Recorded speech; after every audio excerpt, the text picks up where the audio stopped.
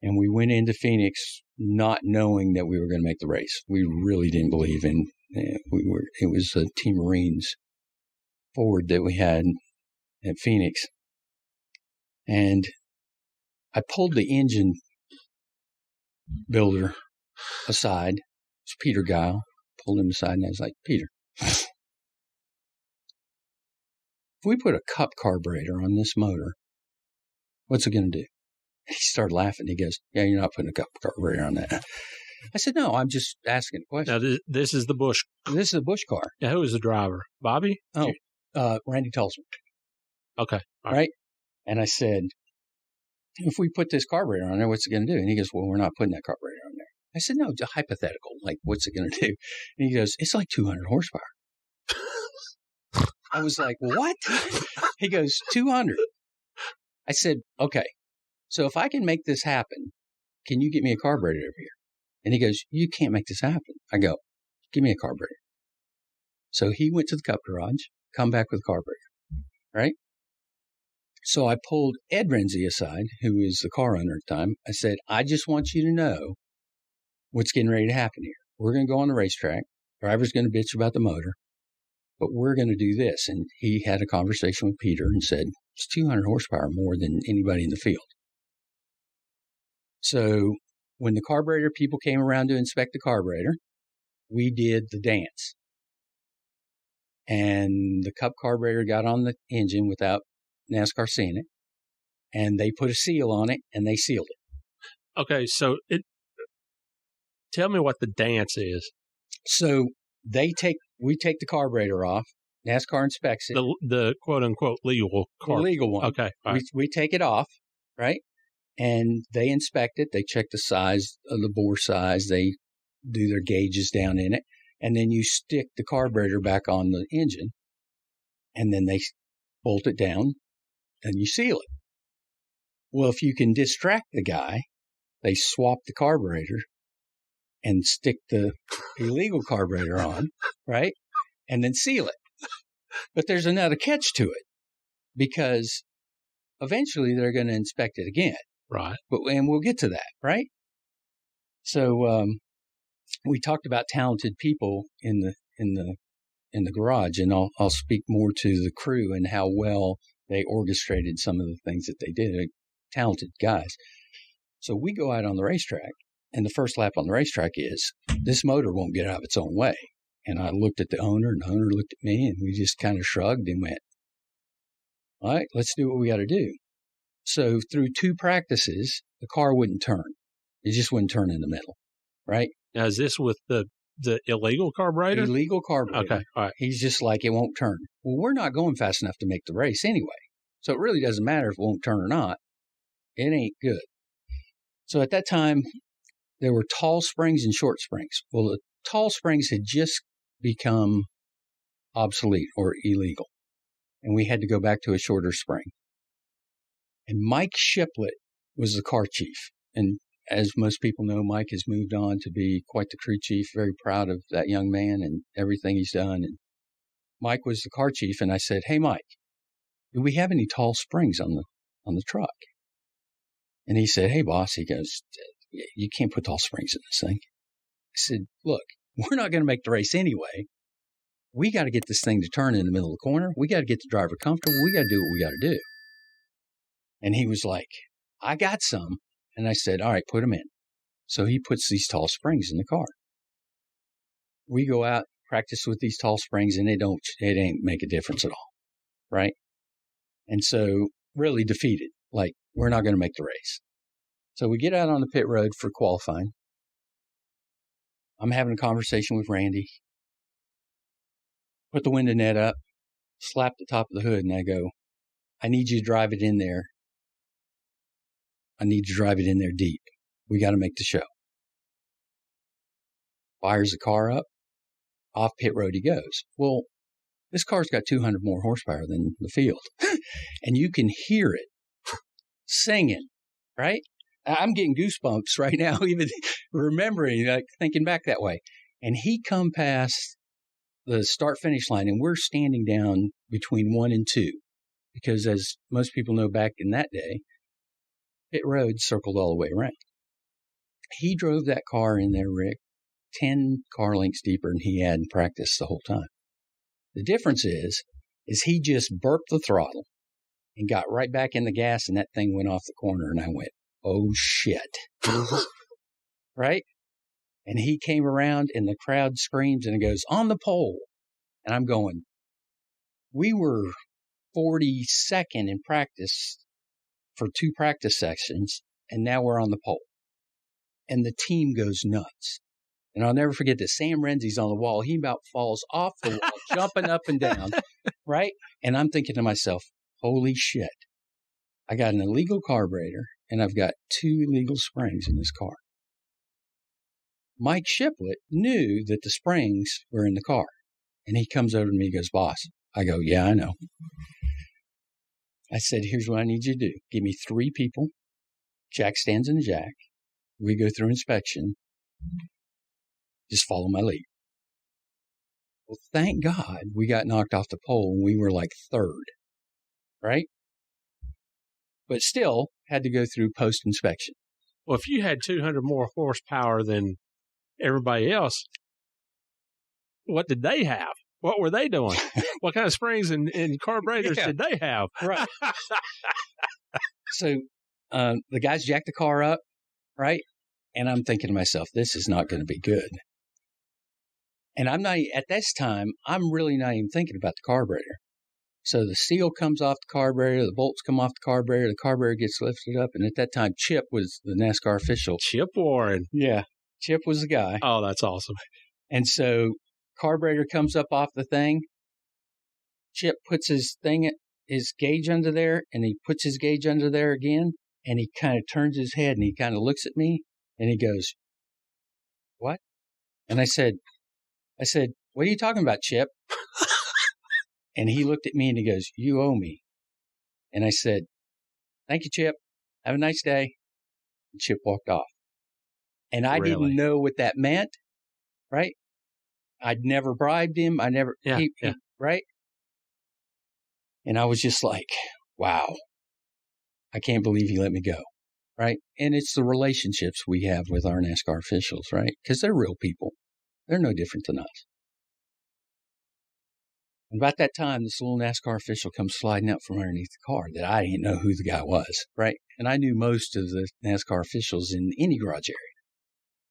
And he comes sliding out. He goes, we got a problem. And I was like, what do you mean we got a problem?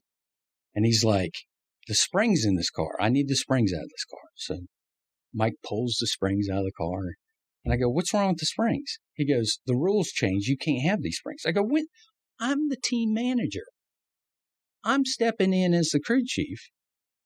How the hell am I supposed to keep up with your damn rules and all the things that you do? And he goes, I don't know what to tell you. And he took the springs off to the trailer. And I was like, shit. So all of a sudden, I get the NASCAR official says, they need you in the trailer. And I walk in. It's John Darby, Mike Helton, and Kevin Triplett. And my springs are sitting on the counter. The unholy trinity. Yeah. and the springs are sitting on the counter. And Mike goes, we got a problem here. I said, you're damn right we got a problem here. I said, the United States Marine Corps has just invaded Afghanistan. I've got the United States Marine Corps on my car, and I can't take this press. And Kevin Triplett started to speak up. And I started laughing. And Mike went, there's nothing funny here. And I said, with no disrespect, I said, when I look at Kevin Triplett, I see a show car driver at Richard Childress Racing, right? So when you have the relationships with these guys over the years, you know, you just have those relationships, right? And it got real quiet. And they go, we're in a pickle. I said, yeah. I said, when have I ever been in this trailer? And they said, never. And I go, because you've never caught me. I said, you didn't catch me. I need to get a car in the field. It's United States Marine Corps. And they said, here's what we're going to do. We're going to put you to the tail end of the field and say that there was not illegal, but there was some equipment failures. And you're going to tell everybody that that's what happened, and we're not going to speak of this ever. And I go, thanks, gentlemen. And I walked out of the trailer. And I'll never forget, I walked up to the back of the hauler, and they were like, what's going on? And I said, we're in the race. We're going to start from the tail end. But we're in the race. What happened? We're not going to speak about it. And I really haven't told that story until now to a whole lot of people. There were, the car owner knew, the engine builder knew. Eventually, Sam Renzi, the other car owner, found out about it. But that was truly the only time that I really got caught. Because, cheating is a past tense word. Oh, yeah. Yeah, we're interpreting the rules. You made it very plain that it's not cheating until you get caught. Right. Okay. All right. So, did Chip ever get his reward or Never. He never asked for it. So you didn't have to pay, or the team or whoever didn't have to pay any kind of fine. Nope. Just had to go to the back of the pack. Back of the pack. And that was at Phoenix in 2001? That would have probably been 2001. Okay, because if that was Afghanistan, that would have been 2001. That would have been 2001. Yeah. All right. So my next question has to be, what's the best one you ever pulled off that you didn't get caught for? The best one? Wow.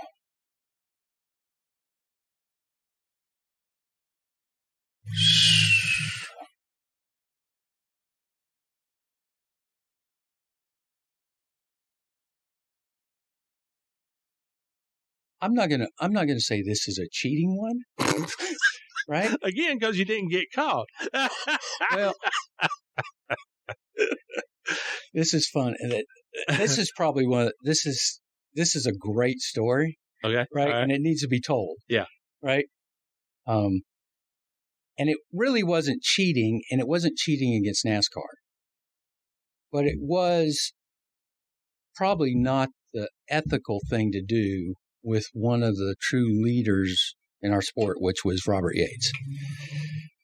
So there was a time that I was at Butch Mock Motorsports for my second or third round that I worked with Butch. And we had Robert Yates Motors. So Robert was in the building beside us over in Lakeside Park and was building engines. And we had Robert Yates engines in the car. And there was a guy who has become quite the carbon fiber guy, Hans DeBolt, who is here in Talbot Park and has done some incredible things, not just in motorsports, but bobsleds and, production cars. And Hans used to work for a boat company, and he built sailboat masts. And so on the side, he wanted to get into NASCAR auto racing. And so Robert had this special air cleaner that had more horsepower than any of the other air cleaners, right? And you couldn't really reproduce it. And they guarded this thing like the Holy Grail, right? And I was able to get my hands on this air cleaner for overnight. So I got the air cleaners so I could fit it on the car, get the hood right, get everything right.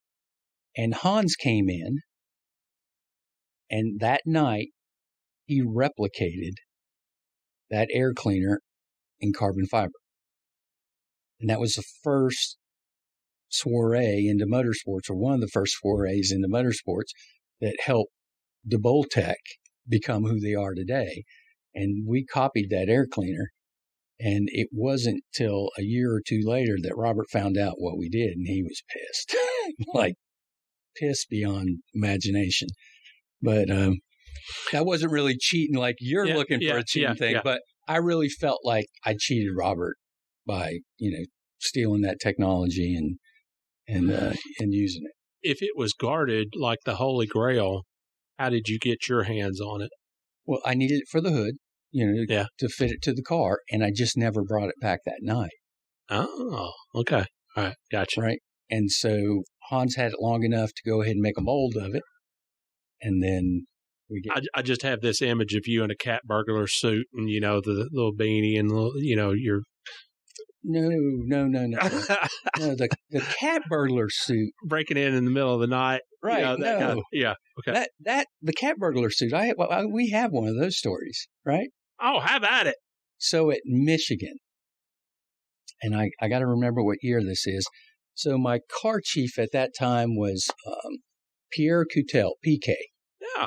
Right. Okay. And he went on to do great things. And this was a 75 car. This would have been the 75 car. Okay. Yeah. Right.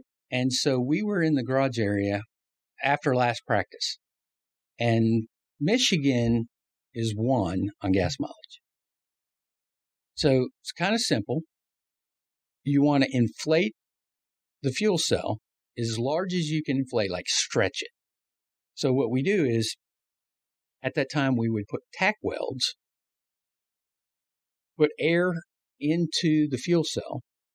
Those tack welds would break and the fuel cell would expand because it's contracted by the metal that's around it. So it's a pretty simple process, right? So we had these flapper valves on the vent on the rear of the car. And sometimes they worked really well. Sometimes they didn't work as well. And you typically would have a hole in it, like an 1/8-inch drill bit hole that would help the thing just vent. Because you didn't want to seal off and the fuel cell build pressure, during the race. So after the last practice, there's a nitrogen tank in the back of the garage area. Everybody's working on the car. Truly, the whole garage area is working on their cars, getting it ready for the race the next day. We've got, hour left before they kick us out of the garage area. And I reach over to the nitrogen tank, take the air hose, stick it in the vent, and I go, ch-ch, ch-ch, and it goes, boom. And I mean, Rick, people came out of cars for 20 stalls down, right? You blew the fuel cell up? It was, I couldn't even tell you. And the deck lid shut, right? And I quickly put the hose around and I'm looking around and everybody's looking around and Peter Guile was under the hood working on the motor and he leans back over the hood and looks back at me because I think Peter knew what I was doing, right? And he just kind of shook his head. He kind of shook his head like that. And I'm trying to tell the guy, looking at the guys like, hey, just act like nothing's going on here. But the whole garage area knew something happened. Yeah. It was that loud. So we left it alone. And I had to go look and see how bad the damage was. So I walked over there and I picked the deck lid up and the cage that holds the fuel cell in is like mangled and ripped out. And I'm like, holy shit. Like, how are we going to fix that before the race without anybody seeing anything, without anybody doing anything? What's going to happen there? And all Peter could tell me was, you probably ruined the fuel pump. And I was like, Peter, change fuel pump. You have no idea what I'm dealing with back here in the back. I almost blew up the garage. Right. So Pierre Coutel, extremely talented young man. He could fabricate. There's nothing that young man can do, right? He's at Tesla now doing some incredible things. Is he really? Yeah, at the Tesla company. Yeah. So it's just another testimony to there is life after motorsports, right? It is not a chain link fence with barbed wire around it to keep you in. There's ways out. You can get out. And PK is another testimony to that. So I said, hey, PK, here's what I need you to do. We're going to put this thing in the hauler for the night. And I need you to spend the night in the hauler. And I need you to rebuild the cage and fix all the damage that's going to happen, and you're going to stay in the hauler overnight. And he goes, all right, boss, I got this. Really? And we pushed the car into the hauler, and PK stayed in the hauler all night long, fixed the fuel cell. When we got there the next day, went in the garage area like nothing happened. Now, wouldn't you pushing the car back onto the trailer, wouldn't that have raised suspicions? Back in that time, it didn't. There were a lot of people that put their cars back in the hauler. Okay. Because there were times that people thought there was tampering going on and things that were happening to their car overnight while it was in the garage area. So it was not customary, but it wasn't out of the question that people put their cars away for the evening. And that was one of the nights that we put a car away. Okay. That's not cheating, Rick. We never got caught. Okay.